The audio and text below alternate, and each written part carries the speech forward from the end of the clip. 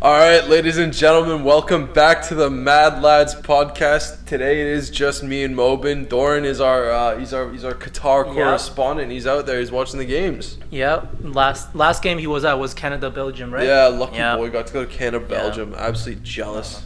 But there's a lot to talk about that game. But let's start with Group A. Yeah, we'll start out with Group A. It's been a good tournament so far. Actually, it has been a good tournament.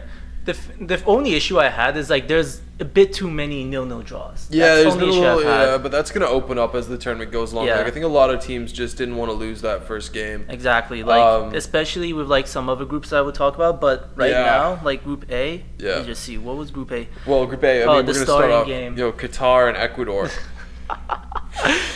Yo, bro, someone bring in Valencia back to the top 5 leagues. There's that, but do you want to dive into that first? I want to dive into Qatar being shit. Yeah, that's what I was gonna say, dude. Holy shit! I did not think they'd be that bad. Yeah, it was insane. They were worse than I expected. I expected so little from them. Hopefully people have watched the preview videos that we've done and everything. Yeah. And I didn't try and overhype them. I was okay, listen, this team's gonna be bad, but Akram Afif maybe can get some space. Do a little bit of trickery, bro. By the end of the game, he was dropping to the middle of their back line just to get on the ball. No, it was insane. Especially the goalie, he made so many mistakes at that game. He was so bad, and then their midfield couldn't string 3 passes together. Yeah. Their captain was awful.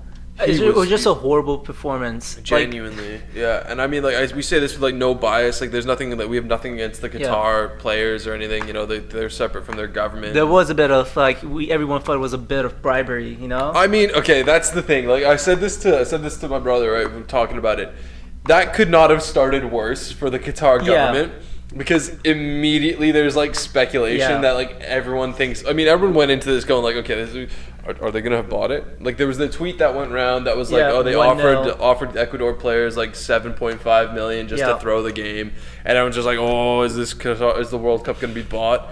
And then there's there's a goal chalked off. Yeah, that was confusing. In the first, it was confusing. It's the same thing as the Champions League final where they also showed the wrong replay. Yeah, they did.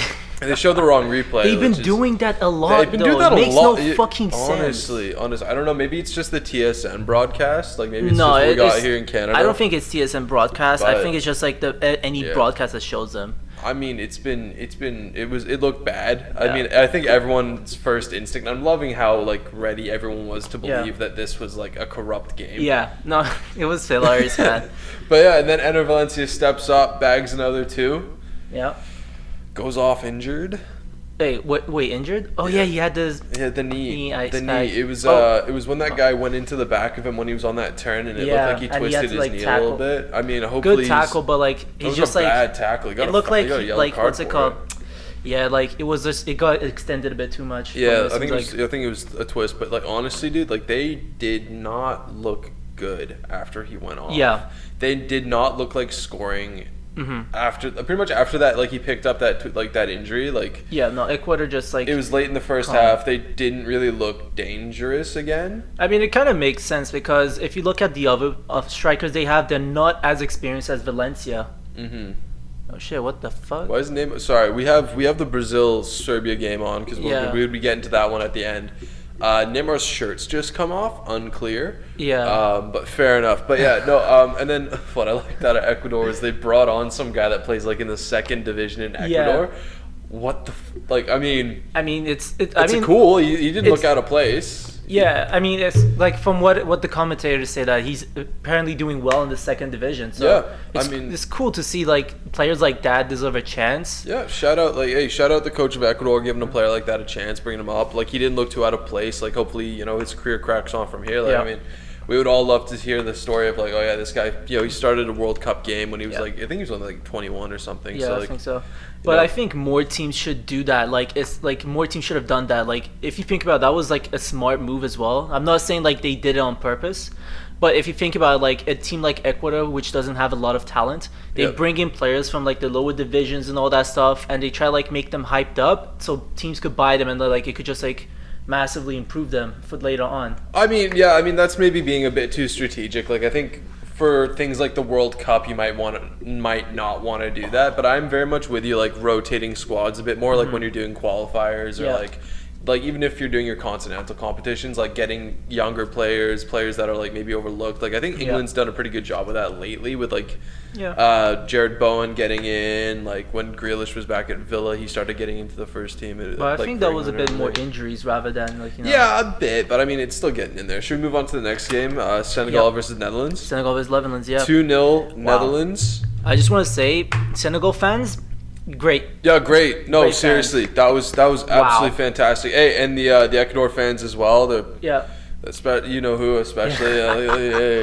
But but yeah, no, honestly, like the Senegal fans. I mean, all the fans of the African countries have really showed up. Yeah, I just like because we're talking about Senegal, I just said Senegal, but like African fans are just like next level. Yeah, they're amazing. But then the game has to be played, and I'm gonna be honest with you. This Senegal team does not look like they're gonna get much done offensively without Mane. Yeah, offensively they're not, but defensively they did pretty well. They did very well. Yeah. They held out in that game very, very well. I didn't think that the midfield three of Kouyaté, Mendy, and who was the other, and Gay would do as well as they did, because like those guys are all they're all pretty old, and like Mendy doesn't play a lot.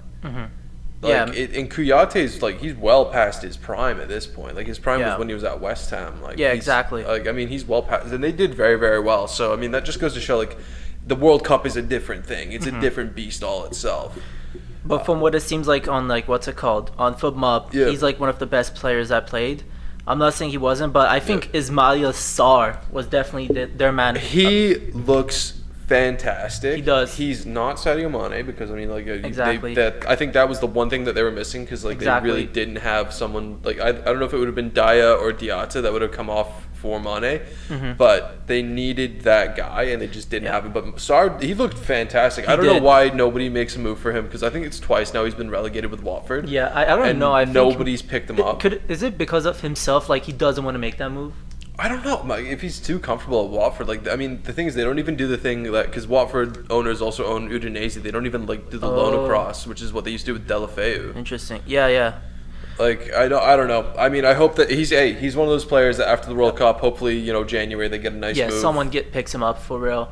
But like if they had Mane, man, Sarr and Mane would have been next level. They would have actually taken it to that team. I mean, because he was really getting the best of De Ligt. Yeah, exactly. The best of that side. I'm going to be honest. The Dutch team looks exactly the same as it did in 2014, where they just are possession heavy. They know that they're going to get a goal. They don't care if it's in the first minute or the 90th minute. They know that they're going to get a goal, and they're probably not going to concede.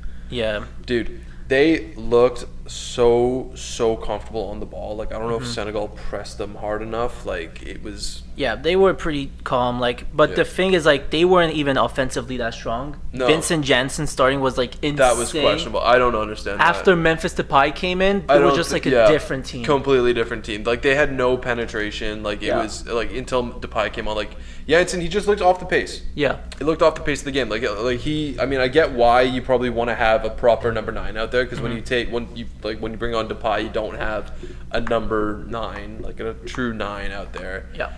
Like as a focal point of the attack, which is new territory for the Dutch team because like they have like a long history of good strikers. Yeah, but at the same time, they have Weghorst if they want like a proper number 9. But I would have still done Weghorst before. Yeah, exactly. Yeah. Like, but the thing is like their team just seemed a bit off. I don't know what it was. Like, defensively they weren't that strong. Like, if they had Mane, like they would have been like it would have been a much closer game. They were playing their center backs so wide. Like De Ligt was almost like a right back, and Ake was like almost a left back, and Van Dijk was on his own in the middle. So like Sarr was getting the better of De Ligt a lot. Exactly. And if Diatta and Dia could have done a bit more better, like carried away, they could have done better. But you want to talk about Cody Gakpo, his price going up? Yeah, no, I mean I don't think his price is going to go up. I think the price is set. I think it's been 60. I think it's 60 million. Like I've 60 million? I think it's 60 million. Because it was 50. It was 30 in the summer. Leeds were trying to get him for 30, but he got told by so in the summer Leeds were going to get him for 30. Yeah, but it was rejected. No, it wasn't. Louis van Gaal told him to stay at PSV. Oh, interesting. I didn't know that. Louis van Gaal told him to stay at PSV. Okay. And stay playing in the Dutch and in the Eredivisie.